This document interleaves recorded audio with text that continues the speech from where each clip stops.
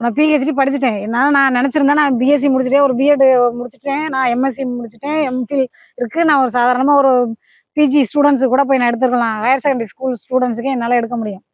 அதாவது ஏன் அப்ப எடுக்கல? நம்ம தான் பிஹெச்டி முடிச்சுட்டோம், ஒரு அரசு கல்லூரிக்கு போகணுங்கிற ஒரு ஹோல் செட்ல இருக்கோம். சம்பளம் தான் பிரச்சனையா? சம்பளம் ஆமா, பிரைவேட்ல வந்து நமக்கு சம்பளம் எவ்வளவு தருவாங்க? 20 ரூபா 25 ரூபா தருவாங்க. அதாவது பிஹெச்டி முடிச்சவங்களுக்கு. இப்ப நான் பிஎஸ்சி முடிச்சுட்டு பிஎட்னாக்க எனக்கு ஒரு 10 ரூபா.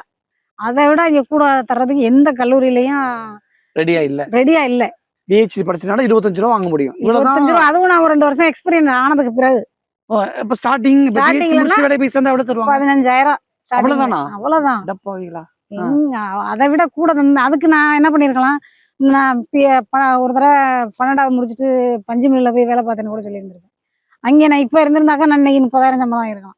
அந்த பஞ்சு மில்ல. அப்ப படிப்புக்கு என்ன தகுதி இருக்குங்க நாட்டுல பாருங்க. நீ படிப்பு, அதாவது எப்படியாவது கஷ்டப்பட்டாவது படிக்க வச்சிருங்க பிள்ளைல அப்படிங்கிறாங்கல்ல.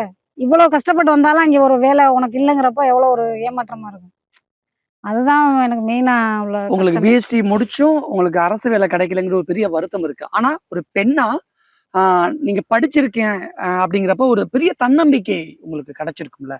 நம்ம சொந்த காலில் நின்னுக்க முடியும், நம்ம குடும்பத்தை தாங்கிக்க முடியும். குடும்பத்துல அப்பாவுக்கு சப்போர்ட் பண்றதா இருக்கட்டும், கணவருக்கு சப்போர்ட் பண்றதா இருக்கட்டும், இல்ல ஒட்டுமொத்த சொந்த பந்தங்களுக்கு, அக்கா தங்கச்சிங்களுக்கு, தம்பிங்களுக்கு சப்போர்ட் பண்றதா இருக்கட்டும், அந்த கான்பிடன்ட் லெவல் படிப்பு உங்களுக்கு கொடுத்துருக்குல்ல? அதெல்லாம் கொடுத்துருக்கு. நான் என்னன்னா எப்படியும் நம்ம வேலை வாங்கிடுவோம். ஏதோ ஒரு வழியில இப்ப இல்லைன்னாலும் இன்னும் கொஞ்சம் நாள்ல நம்ம வேலை வாங்கிடுவோம். இதை வந்து நான் வந்து யாருமே நான் அவ்வளவு படிச்சுட்டு வேலை இல்லைங்கிறதுக்கு நான் சொல்ல வரல. வேலை இருக்கு, ஏதோ ஒரு வேலை இருக்கு. எங்கேயோ ஒரு பிரைவேட்ல நான் போய் பாத்திர முடியும். என்னால நான் படிச்சிருக்கேன், என்னால யாரையோ எங்கேயோ போய் நான் சர்வே பண்ணிட முடியும் என்னால. அதை நான் இவ்வளவு படிச்சு இனிமேல் நான் போய் ஃபைட் பண்ணணுமாங்கிறதா என்னோடது. படிக்கிறதுக்கே ஃபைட் பண்ண வேண்டியதா இருக்கு. வேலைக்கு திருப்பி ஜீரோல இருந்து ஃபைட் பண்ண ஆரம்பிக்கணும். மறுபடியும் நான் ஃபைட் பண்ணணுமாங்கிறதா என்னோட சிஸ்டமே இப்படிதான் இருக்கு.